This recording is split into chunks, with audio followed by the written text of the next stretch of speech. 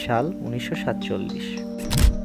বঙ্গভঙ্গ ভারত বিভাজনের একটি অংশ হিসেবে ধর্মের উপর ভিত্তি করে দুটি স্বাধীন রাষ্ট্র ভারত ও পাকিস্তান তৈরি করা হয়েছিল। দেশভাগের সময় পূর্ব বাংলার বাংলা ভাষাভাষী 4,40,00,000 জনগণ পাকিস্তান অধিরাজ্যের অংশ হয়ে যায়। পাকিস্তানের সরকার, প্রশাসন, সামরিক বাহিনীতে পাকিস্তানের পশ্চিম প্রান্তের আধিপত্য দেখা দেয়। পাকিস্তান পাবলিক সার্ভিস কমিশন অনুমোদিত বিষয় তালিকা থেকে বাংলাকে বাদ দেয়। একই সঙ্গে মুদ্রার নোট এবং স্ট্যাম্প থেকে বাংলা মুছে ফেলা হয়। পাকিস্তান কেন্দ্রীয় শিক্ষামন্ত্রী ফজলুর রহমান উর্দুকে পাকিস্তানের একমাত্র রাষ্ট্রভাষা করতে ব্যাপক প্রস্তুতি নেন। বাংলাকে একটি সরকারি ভাষা করার দাবিতে 1947 সালে 8 ডিসেম্বর ঢাকা কলেজ ও ঢাকা বিশ্ববিদ্যালয়ের ছাত্ররা ঢাকা বিশ্ববিদ্যালয় ক্যাম্পাসে জমায়েত হয়। এজন্য ছাত্ররা ঢাকায় মিছিল ও সমাবেশের আয়োজন করে। এ আন্দোলন প্রখরতর হয়ে ওঠে 1952 সালে। 1952 সালের হিসেবে পাকিস্তানের সংখ্যাগরিষ্ঠ নাগরিক ছিল বাঙালি, যারা মোট নাগরিকের 54%। Let me make it very clear to you, please no doubt, that state language of Pakistan is going to be Urdu and no other language.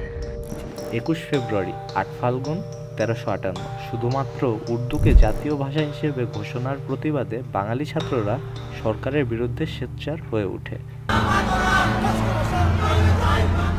বেলা 12টা থেকে বিকেল 3টা সাধারণ ছাত্ররা স্বতঃস্ফূর্তভাবে 144 ধারা ভঙ্গের সিদ্ধান্ত গ্রহণ করে এবং মিছিল নিয়ে যাবার উদ্যোগ নেয়। এ সময় পুলিশ লাঠিচার্জ এবং গুলিবর্ষণ শুরু করে।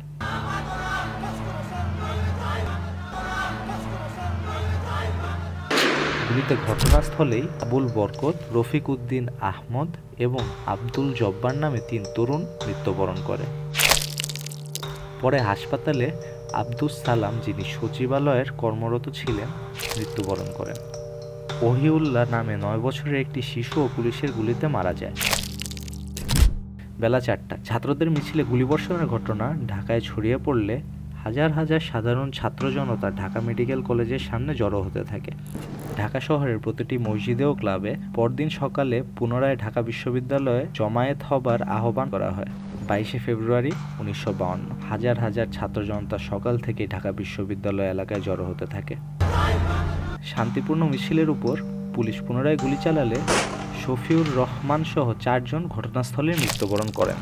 উত্তেজিত জনতা রথখোলায় অবস্থিত সরকার পক্ষীয় পত্রিকা দি মর্নিং নিউজ এর অফিসে আগুন ধরিয়ে দেয়। পুলিশের পাশাপাশি আর্মি নামিয়ে ছাত্র জনতার বিক্ষোভ নিয়ন্ত্রণ করার চেষ্টা করে।